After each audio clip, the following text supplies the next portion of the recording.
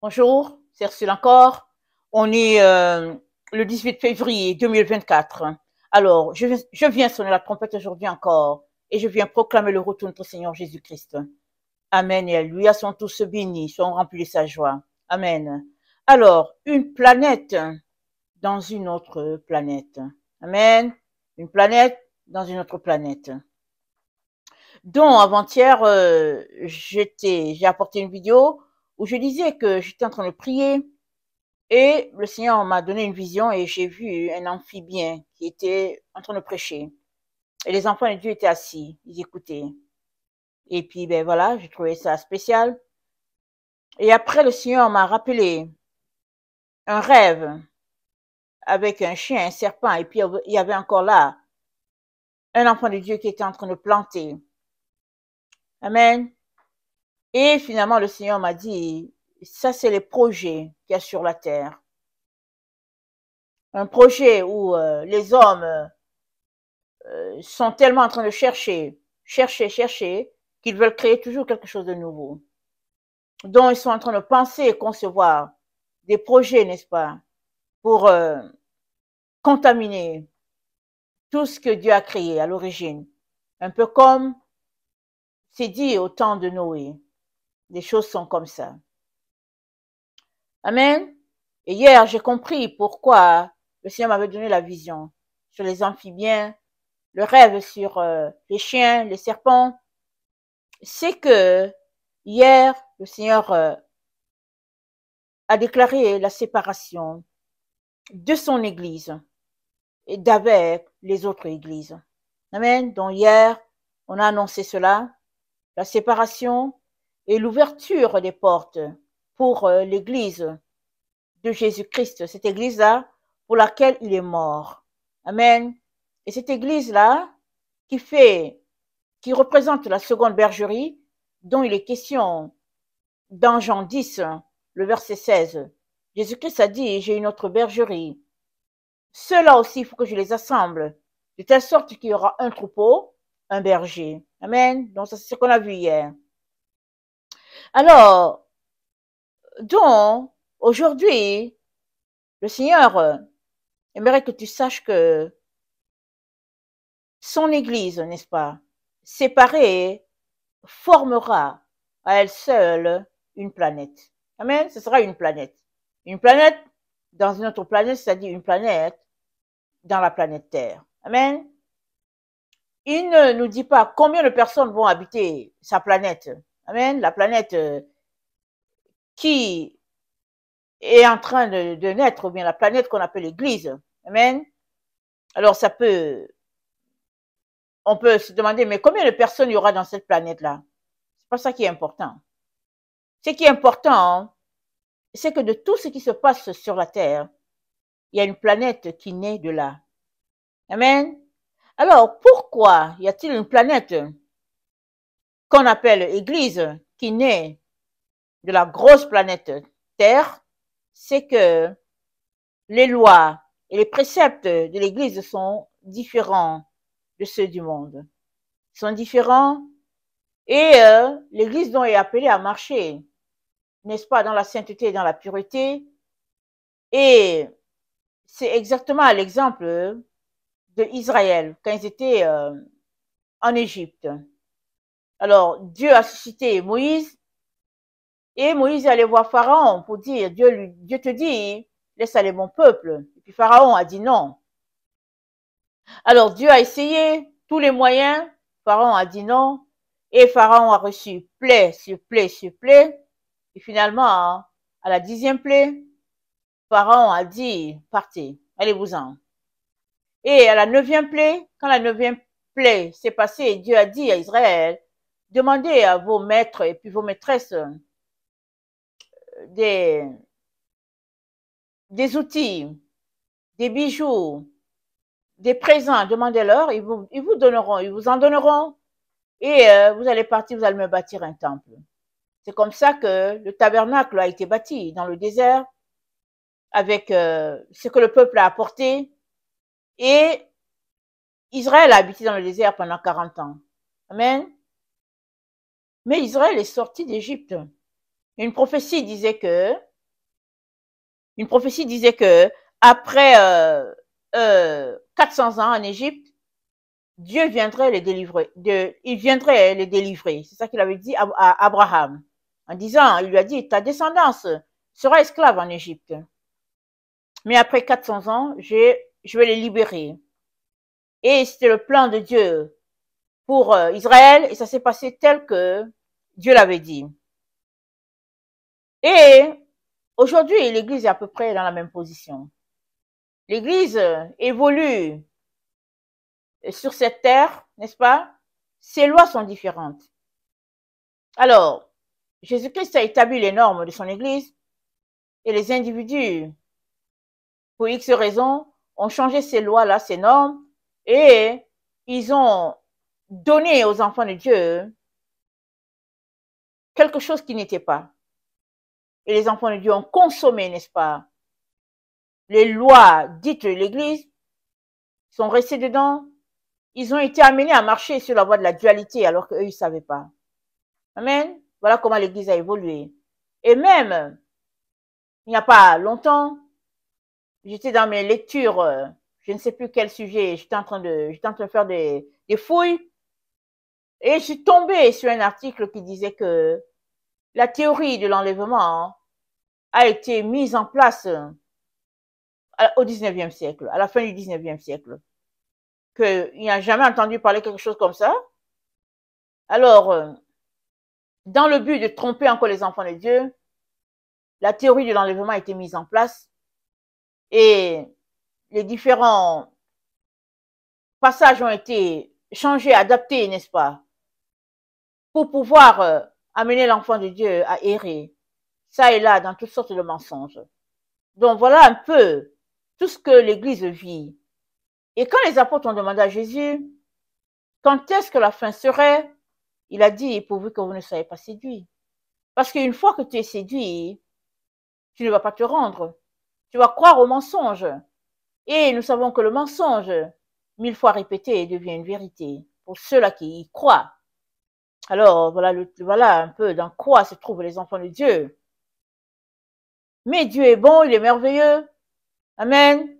Il nous révèle, amen, sa vérité. Pourquoi? Parce que l'esprit de vérité est là sur la terre, en train de prendre ce qui est à Dieu, ce qui est à Jésus, et nous l'apporter. Amen. C'est comme ça qu'on a découvert, n'est-ce pas, que Dieu nous a appelés à une consécration totale. Amen. Une pureté, une chasteté sans compromis. Les disciples ont marché dedans. Ils ont marché dedans. Quand Jésus-Christ a apporté la vérité, il y en a qui ont dit, mais pourquoi est-ce que Jean-Baptiste nous dit donc de nous marier et puis tout ça? Jésus-Christ leur a dit, mais Jean-Baptiste, il est de la terre. Moi, je viens d'en haut, donc je sais ce que Dieu a dit, comment Dieu a établi les choses, et moi, je vous apporte la vérité. Amen. Et donc, ils ont épousé, ils ont accepté cela, et voilà comment, amen, l'Église s'est répandue sur la terre, s'est développée, s'est multipliée, jusqu'à ce que il y ait encore des individus qui s'élèvent pour venir souiller ce que Jésus-Christ a établi, a ramené comme vérité. Alors, nous sommes encore là, au temps où la vérité est là, sous nos yeux. Amen, elle est là sous nos yeux, et à chacun d'accepter la vérité ou de la refuter. Chacun est libre. Mais comme notre Dieu nous a dit hier, son Église est ouverte à tous. Amen. Elle est séparée, elle est pure, elle est chaste. Amen. Et ses portes sont ouvertes pour tout le monde. Amen. Tout un chacun est appelé à faire partie de cette Église-là, pourvu que tu acceptes de marcher selon les normes de notre Seigneur Jésus. Amen. Il n'exclut personne. Pourvu que tu choisisses la voie de la pureté, la voie de la vérité. Amen. Alors, il y a toujours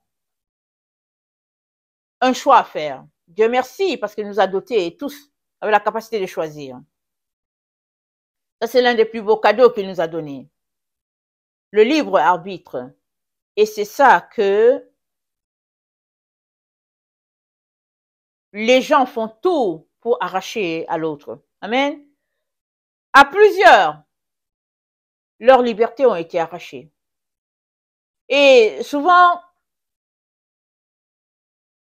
on se retrouve à élire des leaders parce qu'on veut qu'ils nous représentent, mais ils s'en vont, ils choisissent, ils apportent des politiques, ils développent des politiques qui ne sont pas pour la gloire de Dieu, et c'est toi qui les as choisis, ça veut dire que tu t'es associé à eux. Alors nous sommes dans une situation où l'Église soit subit, soit dit non. Amen. Alors le projet de Dieu pour ses enfants, hein, c'est pas nouveau. La terre n'a pas été créée pour les démons et les anges déchus. Non, non, non. La terre a été créée pour les enfants de Dieu. Mais il y a eu rébellion. Et finalement, ceux-là à qui la terre n'était pas destinée s'en sont appropriés. Et l'enfant de Dieu est là, vraiment, comme mis de côté, comme on dit. Et souvent appelé à subir tout ce qui se passe. Mais comme on dit un proverbe, ça dit, tu ne peux pas empêcher l'oiseau de voler. L'oiseau, il vole. Mais si l'oiseau vient s'asseoir sur ta tête, alors ça veut dire que c'est toi qui lui as permis. Amen. Tu ne peux pas empêcher l'oiseau de voler, il vole. Mais tu as le droit de dire à l'oiseau, non, non, non, tu ne te poses pas sur ma tête. Amen. Alors, nous sommes dans cette situation où, devant tout ce royaume gigantesque, n'est-ce pas, ce règne de Babylone, il y a la possibilité pour toi de dire que tu vas pas marcher selon les normes de Babylone, mais que tu vas marcher selon les normes du Seigneur Jésus. Et ce n'est pas que tu vas le faire un jour et puis l'autre jour tu le fais pas. Une fois que tu embrasses la voie de la lumière, tu restes sur cette voie tout le temps. Alors tu choisis toujours la voie de la lumière et tu choisis toujours de te dissocier de la voie des ténèbres. Amen. C'est une manière de vivre. C'est un style de vie, c'est un choix. Amen. C'est une culture. Amen. C'est une culture de choisir la lumière, de demeurer dans la lumière. Et c'est une autre de choisir les ténèbres et de marcher sur les voies de la ténèbre ou bien sur les voies de compromis. C'est-à-dire, lumière et ténèbres, clopin, clopin, ou bien ténèbres, ça c'est un côté. Et puis l'autre côté, la voie de la lumière, et puis purement la lumière. Alors, dans Marc 4, Jésus-Christ nous dit au verset 21, il nous dit, il leur dit encore, apporte-t-on la lampe pour la mettre sous le boisseau ou sous le lit, n'est-ce pas pour la mettre sur le chandelier? Car il n'est rien de caché, qui ne doit être découvert, rien de secret, qui ne doit être mis au jour. Si quelqu'un a les oreilles pour entendre, qu'il entende. Amen. Alors, si quelqu'un a les oreilles qu'il entende, pour entendre qu'il entende, amen, ça va dans la parole que Jésus-Christ nous a donnée hier, il nous a donné 1,9,1. Amen, il nous a donné 1,9,1. C'est dans le message d'hier. Le deuxième message d'hier, je pense. Il nous a donné 1,9,1. Et dans 1,9,1, c'est dit que il est important d'entendre, de comprendre, de saisir ce que Dieu est en train de faire, de percevoir et d'agir en fonction de ce que Dieu dit. Amen, il nous a donné 1,9,1 dans la concordance en grec. Alors, qu'est-ce qu'il est en train de dire? Puisque, en nous donnant le 1,9,1, il nous dit, c'est le temps d'entendre, c'est le temps de saisir ce que Dieu est en train de faire, c'est le temps de comprendre, c'est le temps d'agir. Et dans Marc 4, le verset 23, on lit, si quelqu'un a des oreilles pour entendre, qu'il entende. Amen. Et il dit, prenez garde à la manière dont vous entendez. On vous mesurera avec la mesure dont vous serez servi, on y ajoutera pour vous. Alors le Seigneur nous encourage, n'est-ce pas, à entendre selon son onde. Amen. Souvent, dans le domaine de l'écoute, il y a une onde. Alors, souvent, l'onde peut venir et l'onde fait un bruit assez sourd, mais pour toi, c'est plutôt un bruit doux. Pour toi, ça veut dire quelque chose. Alors, le Seigneur est en train de nous dire que le son qui sort, amen, nous donne de comprendre et saisir ce qu'il est en train de faire et d'entendre pleinement ce qu'il est en train de nous dire. Amen. Alors, qu'est-ce qu'il aimerait qu'on entende? Il aimerait qu'on entende que son Église est séparée. Son Église a été purifiée. Son Église a été glorifiée. Son Église est chaste. Et que tous ceux-là qui font partie de cette Église, n'est-ce pas, ont les mêmes caractéristiques. C'est ça qu'il est en train de dire. Et il est aussi en train de dire que tu ne peux pas faire partie de cette Église-là et en même temps marcher dans les ténèbres. Il est en train de te dire, si tu hésitais encore, ou bien si tu hésites, il te dit, choisis ton camp tout de suite.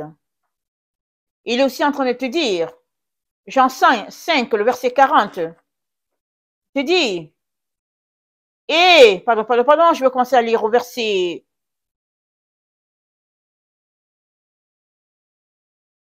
37. Il dit, le Père qui m'a envoyé a rendu lui-même témoignage de moi. Vous n'avez jamais entendu sa voix, vous n'avez point vu sa face. Et sa parole ne demeure point en vous, parce que vous ne croyez pas celui qui l'a envoyé. Vous sondez les Écritures, parce que vous pensez avoir en elles la vie éternelle, et ce sont elles qui rendent témoignage de moi. Vous ne voulez pas venir à moi pour avoir la vie. Amen. Vous ne voulez pas venir à moi pour avoir la vie. Donc, Jésus, c'est celui qui donne la vie. C'est lui qui donne la vie à son Église. Et cette vie, c'est l'énergie qui fait fonctionner son Église. Cette vie, c'est la lumière, c'est l'éclat. Amen. C'est ce qui a régénéré son Église. Alors, il n'y a pas d'autres qualificatifs, n'est-ce pas, pour expliquer la vie que Jésus-Christ donne. C'est une vie éternelle, c'est une vie à toujours. C'est-à-dire, la vie, c'est-à-dire le contraire de la mort. Alors Jésus-Christ dit aux pharisiens, vous ne voulez pas venir à moi pour avoir la vie. Pourquoi leur dit-il ça? Introduit dans Jean 5, au verset 25, voilà ce que ça dit. Alors, au verset, on était dans une situation où les Juifs accusaient Jésus, et Jésus-Christ leur dit au verset 25, il dit en vérité, je vous le dis, l'heure vient, elle est déjà là, où les morts entendront la voix du Fils de Dieu, et ceux qui l'auront entendu vivront. Car comme le Père a la vie en lui, car comme le Père a la vie en lui-même, ainsi il a donné au Fils d'avoir la vie en lui-même. Et il lui a donné le pouvoir de juger parce qu'il est le Fils de l'homme. Ne vous étonnez pas de cela, car l'heure vient où tous ceux qui sont dans les sépulcres entendront sa voix et en sortiront. Ceux qui auront fait le bien ressusciteront pour la vie, mais ceux qui auront fait le mal ressusciteront pour le jugement. Amen. Donc il dit, tous ceux-là qui sont dans le sépulcre entendront. Comment il le dit? Tous ceux-là qui sont dans le sépulcre entendront sa voix et en sortiront. Amen. Où se trouve le sépulcre? Le sépulcre, c'est les corps dans lesquels les êtres humains sont. Amen. Les sépulcres, ce sont les boîtes dans lesquelles les êtres humains sont. Alors, ton corps est vivant si ce qui est à l'intérieur est vivant. Si ce qui est à l'intérieur n'est pas vivant, ce n'est qu'une carapace vide. Amen. Ce n'est qu'une carapace vide. Et c'est ça que Jésus-Christ est en train de leur dire. Il leur dit, il n'y a pas de vie à l'intérieur. Ça veut dire, ce sont des sépulcres. Amen. Dans Matthieu 5, le verset 35, voilà ce qu'il dit. Jean était la lampe qui brille. Pardon, Jean était la lampe qui brûle. Et qui lui, et vous avez voulu vous réjouir une heure à sa lumière. Moi, j'ai un témoignage plus grand que celui de Jean. Car les œuvres que le Père m'a données d'accomplir, ces œuvres même que je fais, témoignent de moi, que c'est le Père qui m'a envoyé. Amen. Alors que Jean était là, ils ont voulu juste un peu de la lumière de Jean. Et Jésus-Christ qui est Dieu est là, mais ils ne veulent pas. Et Jésus-Christ leur dit, sortez de votre sépulcre. Amen. Sortez des boîtes dans lesquelles vous êtes et faites-en des vases qui ont des valeurs. Dans Matthieu 23,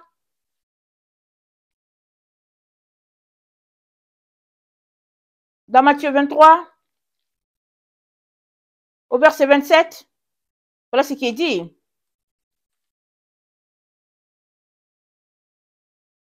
Malheur à vous, scribes et pharisiens, hypocrites, parce que vous ressemblez à des sépulcres blanchis, qui paraissent beaux au-dedans, qui paraissent beaux au dehors, et qui au-dedans sont pleins d'ossements, de mort et de toute espèce d'impureté. Vous de même, au dehors, vous paraissez juste aux hommes, mais au-dedans, vous êtes pleins d'hypocrisie et d'iniquité. Donc Jésus-Christ dit, l'extérieur est beau, mais en dedans, il n'y a pas la vie. Or, la vie, c'est qui? C'est Jésus. Donc, si la vie qui est Jésus est en toi, alors tu as la vie éternelle. Et dans 2 Corinthiens 4,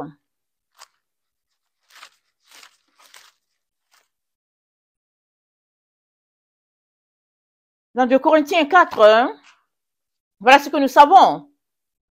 Nous portons ces trésors dans des vases de terre, afin que cette parole, afin que cette grande puissance soit attribuée à Dieu et non à nous. Donc, ce corps-là, c'est un vase de terre. Et le Seigneur nous dit qu'à l'intérieur, il y a un trésor. Et ce trésor qui est à l'intérieur, c'est qui? C'est Jésus-Christ qui habite en nous par son Saint-Esprit. Et il dit, alors qu'il est là à l'intérieur de toi, amen, tu as de la valeur. Parce que il y a un plus grand qui habite en toi, c'est-à-dire Dieu en personne est en toi. Alors, qu'est-ce qu'il est en train de dire? Il est en train de dire que si le vase que tu es n'a pas la vie de Jésus-Christ en toi, alors ce vase est comparable à un sépulcre. Voilà pourquoi il te dit aujourd'hui qu'il t'invite à avoir la vie. Et la vie de Jésus, ce n'est pas juste de dire « je suis chrétien, je suis sauvé », mais la vie de Jésus, c'est marcher dans ce qu'il a établi, dans ce qu'il a acquis pour toi. Et il habite en toi par son Saint-Esprit. C'est comme ça qu'il habite en toi. Et c'est à tout un chacun, n'est-ce pas, de développer sa relation avec le Saint-Esprit, de soupirer au Saint-Esprit, mais surtout, c'est que cette vie-là puisse impacter tout autour de toi. Tout. De telle sorte que il y ait renaissance, qu'il y ait régénération. Amen. Voilà ce que Pierre nous dit dans 1 Pierre 1, le verset 23. 1 Pierre 1, le verset 23. Il dit,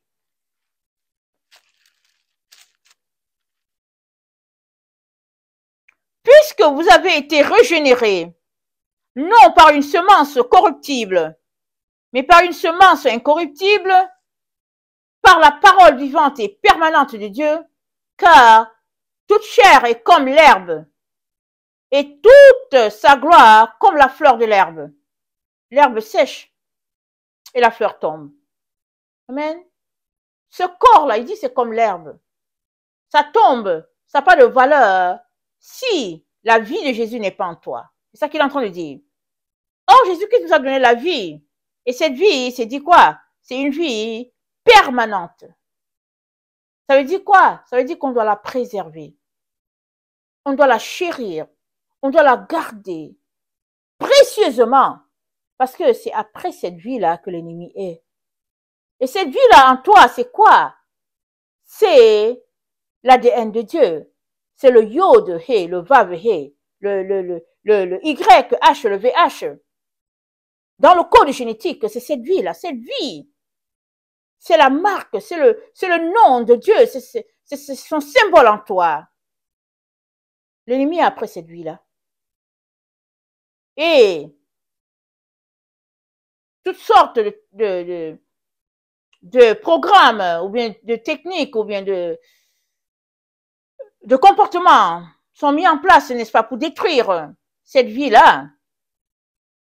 Et Dieu te dit que cette vie qu'il te donne est précieuse, elle est là pour durer, elle est là de façon permanente. Amen.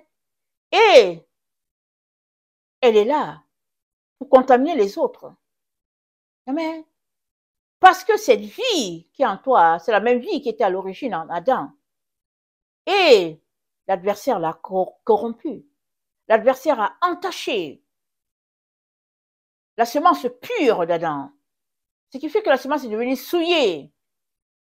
Et nous avons tous hérité de cette semence-là. Et aujourd'hui, Dieu est en train de repartir avec une semence neuve, une semence pure, une semence régénérée. Pourquoi? À cause de Jésus-Christ. Et il nous revient de conserver cette semence-là, pure, pour nous-mêmes, pour la génération future. Amen. Pour la génération future. Voilà pourquoi, avant qu'il annonce la séparation de son Église, le fait qu'il l'a mise carrément à part, avant qu'il annonce cela, il nous montre ce qui se passe. Il montre un mélange d'êtres hybrides. Mais Dieu n'a pas dans son plan des projets hybrides. Il dit, tu ne mélangeras pas la semence de deux espèces. Il parle de pureté dans chaque espèce. Il ne veut pas qu'on mélange les espèces. Dans Lévitique 19, Lévitique 19, le verset 19, voilà ce qu'il dit. Il dit, vous observerez mes lois. Tu n'accoupleras point des bestiaux de deux espèces différentes. Tu n'ensemenceras point ton champ de deux espèces de semences. Et tu ne porteras pas un vêtement tissé de deux espèces de fils. Question de dire que Dieu ne veut pas qu'on mélange les choses. Si c'est blanc, que ce soit blanc. Si c'est noir, que ce soit noir. Amen. C'est ça qu'il demande. Et les projets des hommes, c'est tout simplement de tout mélanger et puis bon, il n'y a pas de problème là-dedans. Ça, c'est leur projet à eux. Mais le projet de Dieu, c'est un projet de pureté, un projet de chasteté. Amen. Une racine pure. Amen. Une génération pure, avec des racines pures. Et on peut se demander, mais comment ce sera possible? N'est-ce pas? On peut se dire, mais c'est pas possible. On vit là sur cette terre et puis tout est compliqué et puis c'est pas possible de changer les choses. On ne peut pas changer les choses de ce que les autres ont établi. Mais on peut changer les choses à notre niveau. Amen. Jésus-Christ dit quoi? Il dit, le royaume des cieux, il est en toi. Il est à l'intérieur de toi. Voilà pourquoi j'ai fait une vidéo il y a peut-être 2 ou 3 jours où je disais que ça prend un changement dans nos habitudes pour arriver à faire ce que Dieu attend de nous. Beaucoup ne veulent pas changer. Ils vont dire, Paul a dit de manger de tout. Et puis ils vont apporter toutes sortes de justifications concernant leurs habitudes. Mais il est important qu'on sache que avant que nous nous comportions comme on le fait, avant qu'on ne mange ce qu'on mange, avant qu'on ne vive comme on vit, à l'origine, il n'y avait pas des animaux que les gens tuaient. Il n'y avait pas les animaux que les gens tuaient. Tout était vie. Amen. Et les gens mangeaient d'une manière saine. Et je vous invite à lire Genèse 1, le verset 28. Tout était pureté. Parce que chaque arbre avait sa semence en lui. Et la semence, au niveau des arbres, au niveau des fleurs, au niveau des plantes, a été donnée à l'être humain, aussi aux animaux. Aussi aux animaux. Mais c'est quand il y a eu cette rébellion au niveau des anges que les choses sont renversées, et puis c'était autrement. Et c'est pour dire que pour que les choses soient encore comme à l'origine, on est appelé à retourner comme au début. Et c'est un choix. C'est un choix que tu es appelé à faire. Dieu ne va pas te forcer. Mais les changements ne vont pas venir d'eux-mêmes si toi-même, tu ne les enclenches pas. Voilà pourquoi, dans Romains 8, c'est dit que la création soupire à ces enfants-là. Amen, ces enfants de Dieu qui seront révélés dans le temps dans lequel nous sommes. La création soupire. La création a hâte parce que la création, elle aussi a été touchée par la corruption. Et elle souffre, n'est-ce pas, de toutes sortes d'infirmités, de toutes sortes de pollutions. Alors, dans Romains 8, le verset 19, c'est dit aussi, la création attend-elle avec un ardent désir la révélation des fils de Dieu, car la création a été soumise à la vanité, non de son gré, mais à cause de celui qui l'y a soumise, avec l'espérance qu'elle aussi sera affranchie de la servitude et de la corruption pour avoir part à la liberté, de la gloire des enfants de Dieu. Nous savons que jusqu'à ce jour, la création tout entière soupire et souffre des douleurs de l'enfantement.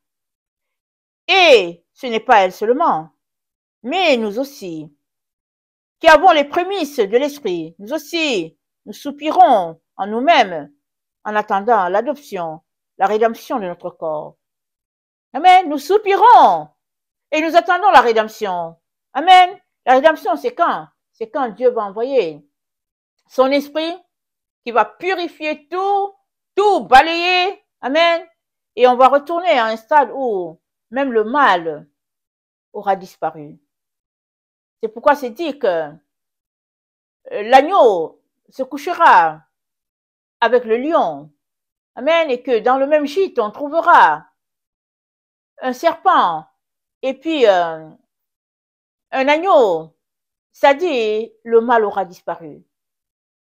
Il vient ce temps-là, c'est le temps de la rédemption. Mais avant que ce temps puisse éclore, le Seigneur nous demande de choisir la vie pour nous-mêmes. Et ça, c'est dans toutes choses que nous faisons.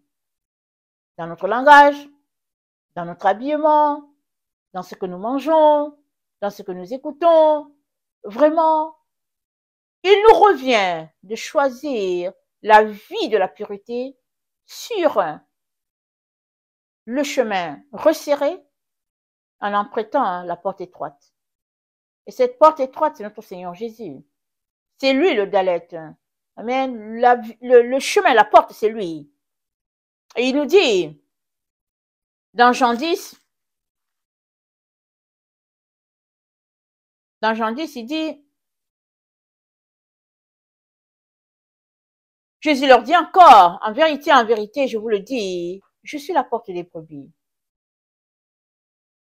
Tous ceux qui sont venus avant moi sont des voleurs et des brigands. Mais les brebis ne les ont point écoutés. Je suis la porte. Si quelqu'un entre par moi, il sera sauvé, il entrera, il sortira, il trouvera du pâturage. Jésus-Christ est la porte. Pourquoi? Parce que c'est lui qui nous a injecté sa vie. Il est mort et en mourant, Amen. Son sang a coulé pour nous racheter. Et puis son eau a coulé pour nous laver, pour nous purifier. De telle sorte que tout a été régénéré par sa mort et sa résurrection. Ça a pris peut-être 2000 ans, ou peut-être moins, pour que les hommes puissent encore la salir. Mais n'empêche que ce que Jésus-Christ a fait est marqué dans l'éternité. C'est écrit avec de l'encre qu'on ne peut pas effacer. Jésus-Christ a racheté la race humaine. Et aujourd'hui encore, on est là parce que Jésus-Christ, amen, a tout accompli pour que la rédemption se passe. Donc, la semence d'Adam, n'est-ce pas, est en train d'être déterrée. Cette semence corruptible, cette semence qui a été souillée, est en train d'être déterrée. Et c'est la semence de la pureté qui est en train d'être mise sous terre. Et ça, c'est à toi de choisir. Tu peux dire non, moi, j'ai pas de problème. Je veux rester avec l'église que je connais. Ça veut dire que tu refuses la rédemption. Mais si tu veux la rédemption, alors souffre encore un peu en soumettant ton corps à ce que Dieu attend de toi, en le disciplinant, de telle sorte qu'il puisse obéir au Saint-Esprit. Parce que la Bible dit, ceux qui sont conduits par l'Esprit de Dieu sont fils de Dieu. Tu ne peux pas être conduit par la chair et être fils de Dieu. Tu es fils de Dieu parce que c'est l'Esprit Saint qui te conduit. Et tu marches dans la voie de la vérité, de la lumière, de la pureté. Et Dieu te dit, c'est ça qu'il y a à faire dans tous les domaines de ta vie.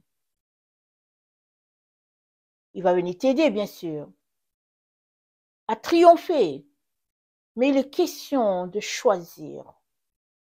Tu dois choisir d'appartenir à cette planète-là qu'on appelle Église. C'est une planète, l'Église. Parce que elle est représentée partout sur toute la terre. Il n'y a pas un endroit sur la terre où il n'y a pas d'Église. Et même si c'est dans les coins les plus reculés de la terre qu'il n'y a pas l'Église pure de Jésus-Christ, mais Dieu dit, j'ai mis dans leur cœur la pensée de l'éternité. Et Dieu va juger ceux-là qui ne connaissent pas Jésus avec la pensée de l'éternité qu'il a mis dans leur cœur. Donc l'Église, c'est une planète. C'est une planète dans une autre planète. Et puis voilà ce que l'Église est. Mais tu dois te comporter, peu importe l'endroit où tu es, tu dois te comporter comme l'ambassadeur du ciel sur la terre. Ça veut dire que tu ne peux pas marcher dans ce que les gens du monde font. Voilà pourquoi la Bible dit d'être séparés.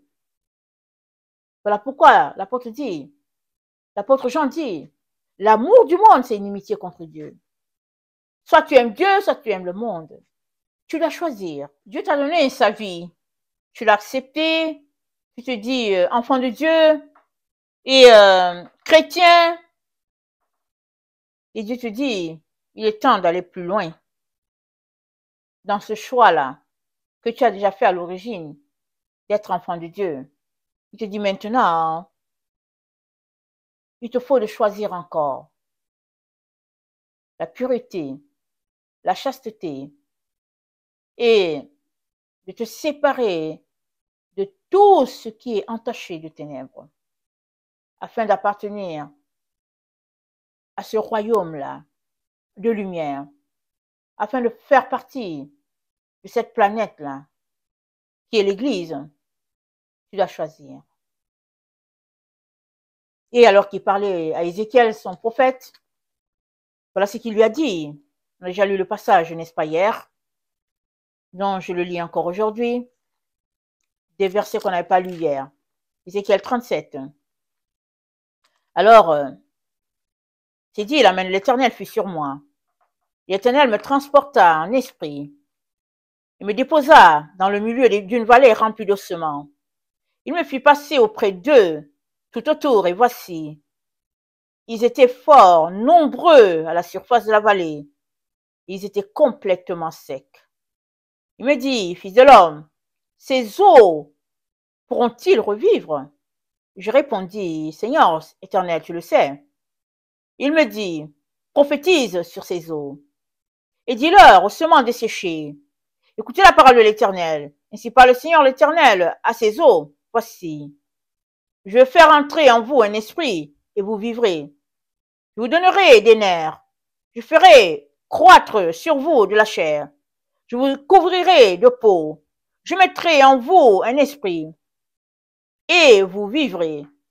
Et vous saurez que je suis l'Éternel. Je prophétisais selon l'ordre que l'Éternel, que j'avais reçu.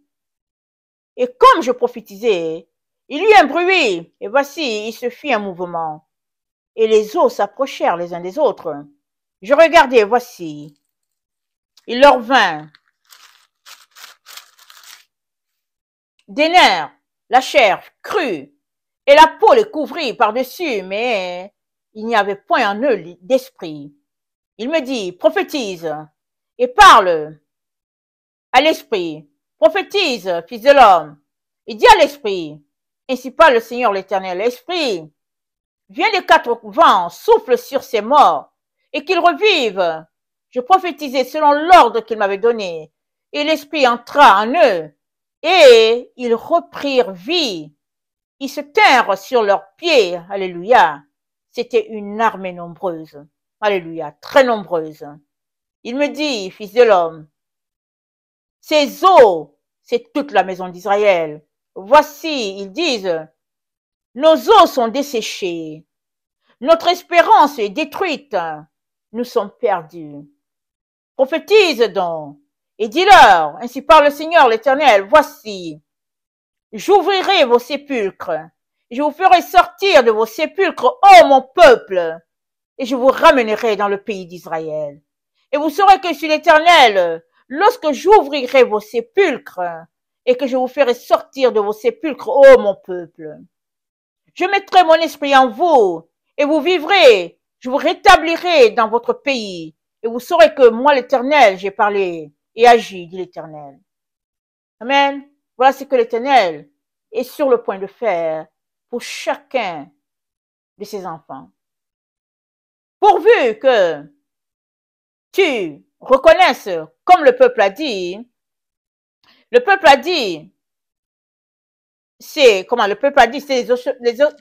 c'était des ossements desséchés. Amen. Alors il dit, je prophétisais ainsi, voici, je vais faire entrer en vous un esprit et vous vivrez. Je vous donnerai des nerfs, je ferai croître sur vous de la chair, je vous couvrirai de peau, je mettrai en vous un esprit et vous vivrez et vous saurez que je suis l'Éternel. Et je prophétisais selon l'ordre de l'Éternel que j'avais reçu. Et comme je prophétisais, il y eut un bruit et voici, il se fit entendre des mouvements. Les os s'approchèrent les uns des autres. Je regardais et il leur vint des nerfs, il leur vint de la chair et puis la peau. Amen. Et après, mais il n'y avait pas d'esprit. C'est comme les enfants de Dieu qui sont là aujourd'hui sur la terre. Ils aiment le Seigneur, ils vont à l'église. Amen. Tu les vois fanés, vraiment sans vie. Et il n'y avait pas d'esprit en eux. Et il me dit, prophétise et parle. Parle. Ainsi parle le Seigneur, l'Éternel. Esprit, viens de quatre vents. Souffle sur ces morts et qu'ils revivent. Je prophétisais selon l'ordre que l'Éternel m'avait donné et l'Esprit entra en eux.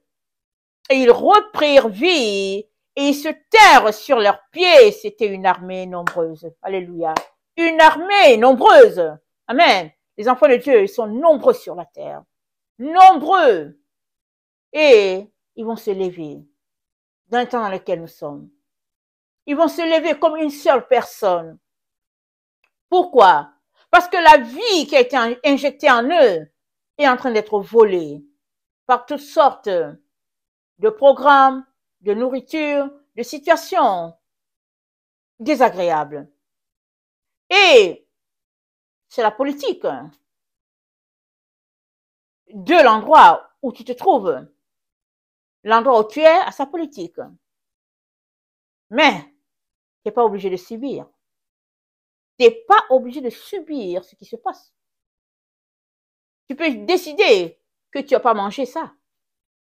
Tu peux décider que tu ne vas pas faire ceci. Alors, tu dois penser à la façon de le faire autrement. Et dans ta relation avec le Seigneur va te dire. Il va te dire quoi faire pour sortir d'une mentalité ou bien d'une façon de faire qui n'honore pas Dieu, pour épouser la façon de faire qui honore Dieu. Amen. Dieu, c'est ton Père. Il va te conduire, il va te diriger, il va t'amener à faire ce qui est bien, afin que le règne millénaire soit le tien. Amen. Dieu a prévu un repos de 1000 ans pour tous ses enfants. Souvent, quand on entend des choses comme ça, on se dit, mais comment je vais faire? Pas possible. Comment je vais faire pour m'en sortir? Parce qu'on donne trop de place à la chair. Si tu as passé ta vie à donner la place à la chair, alors, ça peut expliquer pourquoi tu te dis comment tu vas faire. Mais si tu as passé ton temps, en tant qu'enfant de Dieu, à soumettre ton corps à ce que Dieu veut, alors, même dans le domaine de la chasteté, Dieu va t'aider. Au fait, pourquoi est-ce qu'on jeûne souvent? On ne jeûne pas pour dire à Dieu, oh, donne-moi ceci, donne-moi cela. Mais ceux qui le font, ils le font pas bien. Mais Paul a dit quoi? Il dit, je soumets mon corps. Je le tiens assujetti, afin qu'ayant prêché aux autres, je ne puisse être rejeté. Tu jeûnes pour soumettre ton corps. Tu jeûnes pour dire à ton ventre, c'est pas toi qui décides. Quand le ventre fait du bruit, tu lui dis, non, non, non, c'est pas toi qui décides.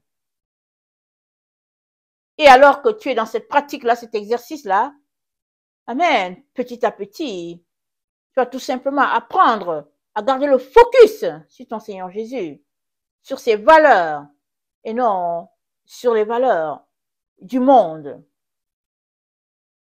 Alors, Dieu nous dit qu'il va envoyer la vie dans les corps desséchés. Et que ce qui est sépulcre aujourd'hui sera tout simplement rempli de vie. Et les gens sortiront de leur sépulcre, c'est-à-dire ces corps-là, vous voyez ces corps-là qu'on porte. Si la vie de Jésus n'est pas dedans, ce n'est que des sépulcres. C'est parce que c'est des boîtes. C'est des boîtes. Et des boîtes vides. Amen, des boîtes vides. Il suffit que le Seigneur ouvre nos yeux. Et puis, on va comprendre que, tiens, la boîte est vide. Souvent, on craint une situation alors que il n'y a personne dedans. Amen, il n'y a personne dedans.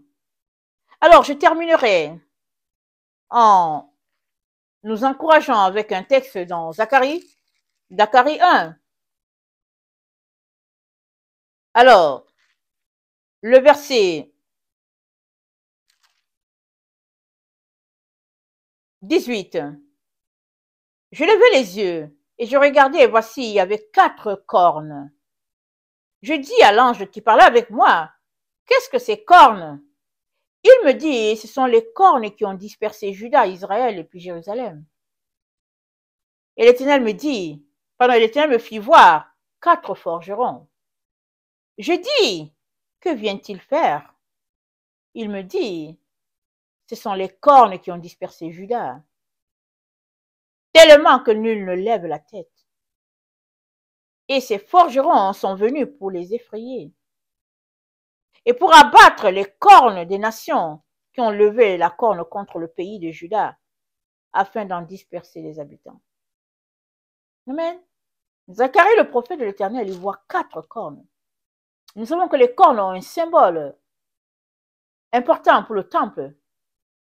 C'est quelque chose, la corne, c'est un pilier dans le temple de Dieu.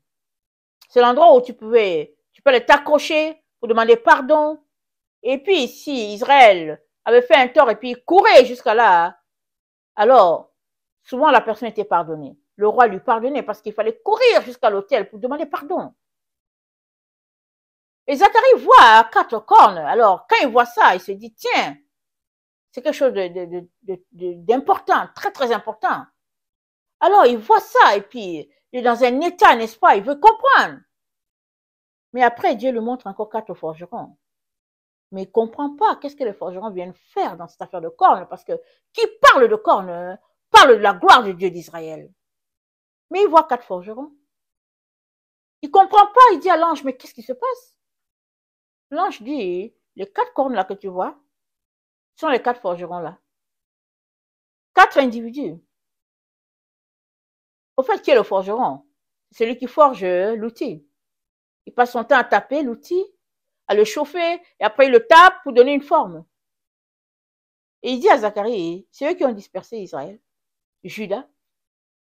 Il dit tellement que personne ne lève la tête. C'est-à-dire quoi? La honte. La honte d'avoir été dispersé par 4 personnes. Ça veut dire quoi? Ça veut dire que Israël, tout entier, Juda, pouvait dominer les 4 personnes. Pouvait les dompter dans la prière, le jeûne. Mais les 4 forgerons sont venus de manière subtile. Ils ont pris une autorité. Amen. Et ils se sont érigés en autorité sur Israël. Et ils ont soumis Israël au point de le disperser, juste en forgeant. Souvent, c'est comme ça que les enfants de Dieu se font prendre dans des pièges. Quelqu'un est là chez lui, il s'assoit, il conçoit un plan pour toi, toi tu ne sais rien. Et il te demande, il vient subtilement pour que tu t'accordes avec lui. Tu t'accordes avec lui, alors te voilà. Tombé. Lui, il ne tombe pas parce qu'il est dans le mal. Mais il veut te faire tomber. Alors il conçoit son plan. Il s'assoit, il conçoit, il forge pour te faire tomber.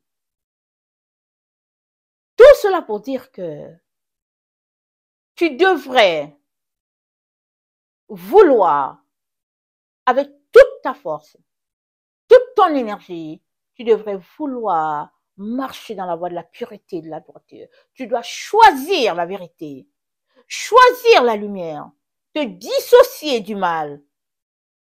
Et le Seigneur t'aidera. Son esprit travaillera avec toi. Mais si tu marches clopin-clopant et que tu attends qu'il y ait quelque chose de spécial qui vienne t'en délivrer, rien ne se passera. Tu dois choisir. Tu dois exercer le pouvoir de choix que Dieu t'a donné pour pouvoir avoir ta planète. Amen. Une planète appelée Église dans la grande planète qui est là. C'est possible. C'est possible. Amen. Et cette planète va regrouper chaque personne qui aura choisi pour que les choses soient différentes. Parce qu'on le sait, il en sera comme du temps de Noé, c'est dit, et on est dans le temps de Noé.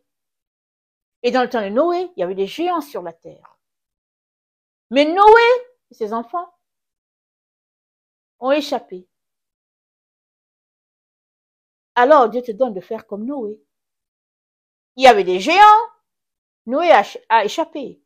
Il y a des géants sur la terre, là on est, il y a des géants sur toute la terre. Tu peux échapper, si tu le veux.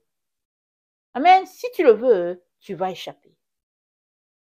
Et tu te retrouveras dans le millénium,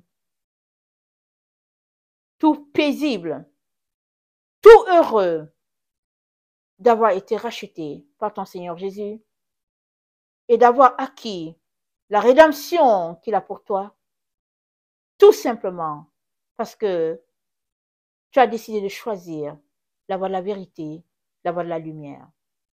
Que le Seigneur bénisse sa parole. Maranatha, Jésus revient. Amen. Et Alléluia, sont tous bénis. Amen et Amen.